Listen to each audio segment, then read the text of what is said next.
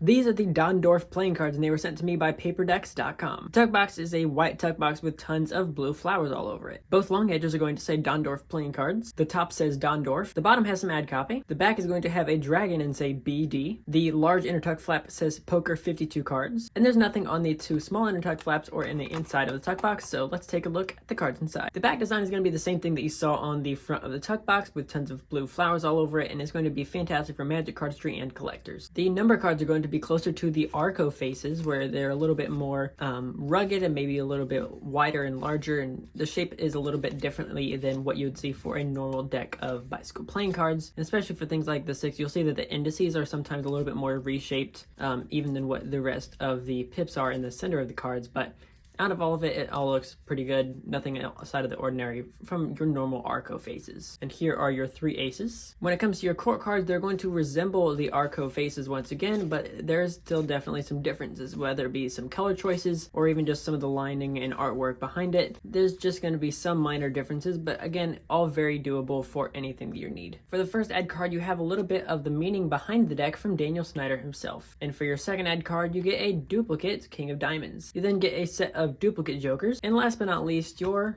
Ace of Spades. When it comes to attempting to Faro shuffle the Dondorf playing cards from bottom to top, they Faro every other perfectly. Then when it comes to shuffling them from top to bottom, let's see. Definitely not as easy, but clearly still Faro's every other perfectly. When it comes to the stock and the feel of this deck of playing cards, it is definitely going to be a little bit thicker than a normal deck of playing cards, whether you use bikes or tally-hos or anything else. And then when it comes to the feel of this deck of playing cards, it's definitely on the buttery side. So buttery decks are not for things like backdrop like that or ATM, although clearly you're going to be able to use it for both of these moves. It's definitely for more of things like Under Pressure, which looks like this. So clearly that's going to be beautiful, glides effortlessly.